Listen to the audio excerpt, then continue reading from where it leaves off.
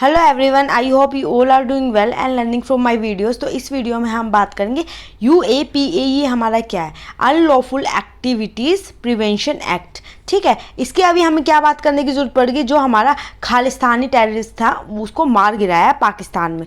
ठीक है, उसको मार दिया है। तो अब उसके बारे में हम थोड़ा सा बता देती हूँ मैं। एक खालिस्तानी जो हमारा वो था टेररिस्ट, उसको ना पूरे वर्ल्ड में उसको दे रखा था कि वो एक टेररिस्ट है, टेररिस्ट उसको वांटेड घोषित कर रखा था।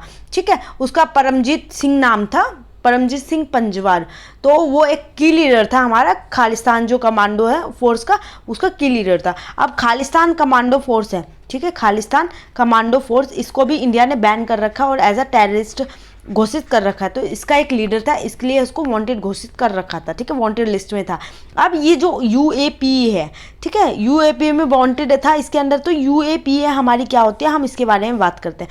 तो UAPA हमारी अनलॉफुल एक्टिविटीज प्रिवेंशन एक्ट है, जो कि सबसे पहले ये हमारा 1967 के अंदर आया था। ठीक है, 1967 एक्ट के अंदर आया था। उसके बाद इसके अंदर 2004 में इसको अमेंड कर दिया था। उसके बाद इसको अमेंड कब किया गया था? अभी इसको रिसेंटली अमेंड किया गया था 2009 के अंदर। ठीक है, 2009 के अंदर। तो हम इसकी पूरी कहानी पढ़ेंगे, इस अमेंडमेंट में क्या क्या चीज़ें लेके आए थे और क्या क्या नहीं। सबसे पहले आप ये समझो, ये UAPA है क्या? ठीक है, UAPA हमारा है क्या?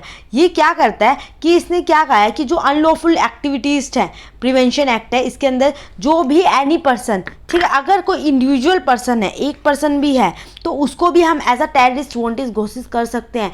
या कोई टेररिस्ट ऑर्गेनाइजेशन है, ठीक है, ऑर्गेनाइजेशन है, उसको भी हम टेररिस्ट घोषित कर सकते हैं, वांटेड लिस्ट में ऐड ऑन कर सकते हैं। जो भी हमारी इंटीग्रिटी और सॉवरेनिटी ऑफ इंडिया के ऊपर अटैक डालता है या डिस्ट्रप्शन कर रहा है, उनको हम एज अ टेररिस्ट और वांटेड घोषित कर सकते हैं। तो इसके अंदर जो पावर है वो किसके पास है? इसकी सेंट्रल गवर्नमेंट जो हमारी है, उसके अंदर इसकी सारी की सारी पावर है, उसी के हाथ में इसकी सारी पावर होती है। तो ये क्या करता है, किसी भी पर्सन को अरेस्ट कर लेता है ना, जो टेररिस्ट वांटेड लिस्ट में है, UAPA की टेररिस्ट लिस्ट में है, तो उस पर्सन को अरेस्ट करने के लिए उम्र कैद की सजा देता है। जो इसमें पनिशमेंट है ना, उम्र कैद की सजा देते हैं या उसको मार देते हैं, डेथ पेनल्टी मिल जाती है। तो लाइफ इम्प्रिजमेंट और हमारी डेथ पेनल्टी इसके अंदर देखने को मिलती है कि डेथ मिल जाएगी, हैंगिंग की, हमें उसको पर्सन को वो मिल जाती है। तो इसके अंदर क्या होता है, both Indian and foreign national दोनों के दोनों इसके अंदर हैं। ठीक है, अगर फॉरेन में अगर कोई दिक्कत हो रही है तो फॉरेन की भी चीज़ें इसके अंदर देखी जाती है और इंडिया के अंदर चीज़ें भी, तो दोनों की दोनों इसके अंदर है। और इसके अंदर अब क्या कैसे बात हो रही है, जो हमारी इन्वेस्टिगेशन एजेंसी है ना, NIA, ठीक है, जैसे मैंने आपको NIA के बारे में पहले भी बताया, ठीक है, इन्वेस्टिगेशन एजेंसी, उसके पास है ना पावर होती है। क्या पावर होती है? NIA भी इसी में वर्क करती है। अब मैं उसका रीज़न बताऊंगी वो कैसे इसके अंदर ऐड हुई थी। तो 180 दिन मिलते हैं, जिसमें क्या उस पर्सन के खिलाफ पूरी चार्जशीट फाइल करनी पड़ती है। ठीक है, ये पूरा प्रोसीजर इनके पास होता है, इनके हाथ में होता है। ठीक है, आई होप आपको ये सारी चीज़ें क्लियर हो गई होंगी। अब हम इसके बारे में बात करते हैं। जैसे मैंने आपको बताया, हिस्ट्री की बात करते हैं कि ये हमारा आ गया था, एक्ट कब आया था? ये हमारा 1967 में हमारा एक्ट बन गया था। ठीक है, UAPA। ठीक है, अब उसके बाद अमेंडमेंट इसके अंदर हुआ था 2004 में। अब इस अमेंडमेंट में क्या क्या बात हुई थी?